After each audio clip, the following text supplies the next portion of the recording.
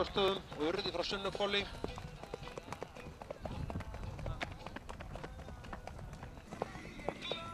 Og Greiði frá Holtmúlum, hann er líka undan rökka frá Hálfastöðum.